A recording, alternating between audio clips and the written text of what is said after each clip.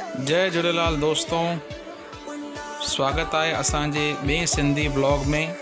पहिरें ब्लॉग के जाम सुठो रिस्पॉन्स ॾियण जे लाइ मां तव्हां सभिनी जो ॾाढो आभार थो व्यक्त कयां, जाम थैंक यू थो चवां।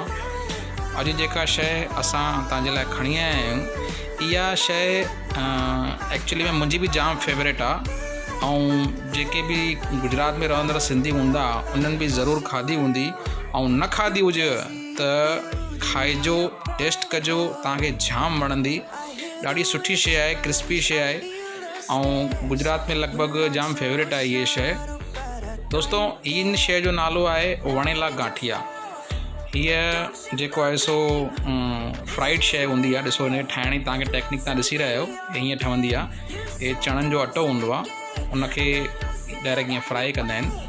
हिनखे ठाहिण जी टेक्निक जाम मायने थी रखे दोस्तो, छो त लॻभॻि महाराष्ट्र साइड में बि इहा शइ ठहंदी आहे। गुजराती जेके कारीगर हूंदा आहिनि ठाहींदा आहिनि, पर हिन खे ठाहिण जी टेक्निक आहे उहा जेको आहे सो दोस्तो सभिनी खे न ईंदी आहे। ठाहे त हर कोई वठंदो आहे, पर जेको सवादु हूंदो आहे जाम माण्हू खाईंदा आहिनि, उनखे न वणंदी आहे। जो न वणंदी आहे छो त हुनमें ठाहिण जी टेक्निक हुनजी जेका आहे न उहा मायने थी रखे।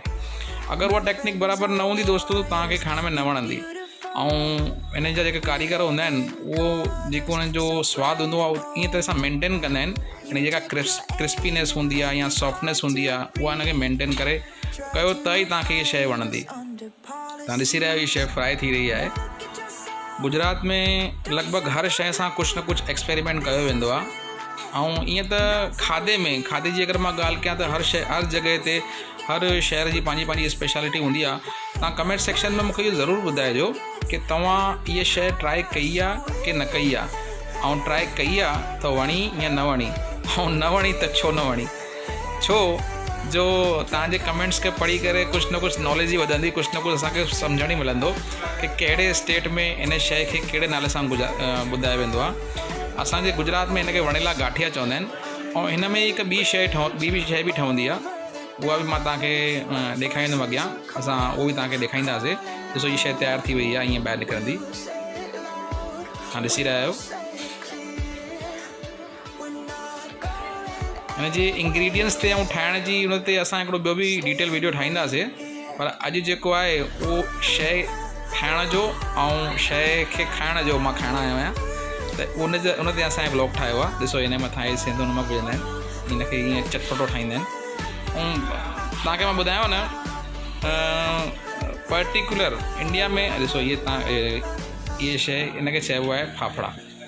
हिनखे ठाहिण जी टेक्निक तव्हां ॾिसी रहिया आहियो। हे वियो, ॾिसो, हे सिधो, हे ईअं ठहंदा आहिनि। हे फुल प्रेस करे हिनखे जेको आहे सो हे पटी ठाही वेंदी आहे ऐं हिनखे फ्राई कयो वेंदो आहे। दोस्तों, कमेंट्स में ज़रूरु ॿुधाइजो कि तव्हां इहा शइ कॾहिं खाधी आहे कि न खाधी आहे। ऐं लॻभॻि त इहा शइ ॾाढी फेमस थी आहे तारक मेहता सीरियल जे करे, त जेठालाल खे बि जाम वणंदा आहिनि फाफड़ा, जलेबी। ऐं सही में बि फाफड़नि सां ऐं वणेला गांठिया सां गॾु जलेबी जाम वणंदी आहे। ऐं अगरि तव्हां न खाधी हुजे कॾहिं, तव्हांखे ईअं लॻो हुजे भई हिन शइ में टेस्ट न आहे, त हिकु दफ़ो ट्राए ज़रूरु कजो दोस्तो। छो त नई शइ ट्राए करण सां ई असांखे कुझु न कुझु एक्स्ट्रा, कुझु अलॻि मिलंदो आहे। अलॻि सवाद जो असांखे आइडिया ईंदी आहे कि हिन शइ जो सवादु छा आहे।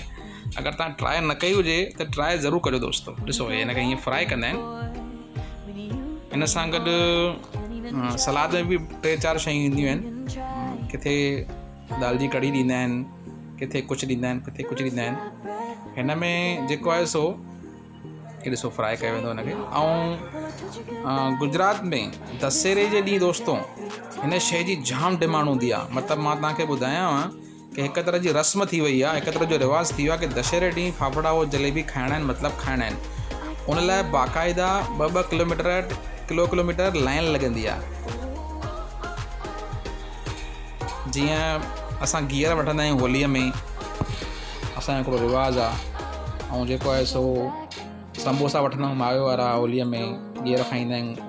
तीअं ई मां तव्हांखे ॿुधायांव, फाफड़ा जलेबी जे लाइ बाक़ाइदा लाइन लॻंदी आहे। जेके फेमस काउंटर हूंदा आहिनि उन्हनि ते लाइन लॻंदी आहे।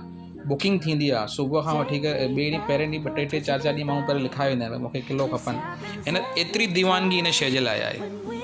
शइ आहे हिकदमि सिंपल पर हिकु इमोशनल अटैचमेंट आहे। ॾिसो इहे ईअं पैकिंग थींदी आहे, हिनखे ईअं पैक कंदा आहिनि। हिन सां गॾु सलाद में बि जेका शइ अचण वारी आहे उहो बि मां तव्हांखे ॾेखारींदुमि। स्पेशल दशहरे ॾींहं हिन लाइ अलॻि अलॻि माण्हू पंहिंजा ॿिया धंधा छॾे करे हिन में खे ॾिसो हिनखे मिर्चनि खे ईअं फ्राई कंदा आहिनि। हा इहे वॾा मिर्च हूंदा आहिनि, नॉर्मल मिर्च न हूंदा आहिनि, हिनखे फ्राई कंदा आहिनि। ॾिसी सघो था तव्हां। अगरि तव्हांखे दोस्तो कोई बि मुंहिंजे ॻाल्हाइण में कोई बि भुल थींदी हुजे त पंहिंजो नंढो भाउ सम्झी करे माफ़ु कजो। ऐं मुंहिंजो इंटेंशन जेको आहे उहो ख़ाली पंहिंजी ॿोलीअ खे प्रचार करण जो आहे। मुंहिंजो इंटेंशन कोई बि जेको आहे सो व्याख्या प्राप्त करणु न आहे, किसी तरह पब्लिसिटी प्राप्त करणु न आहे।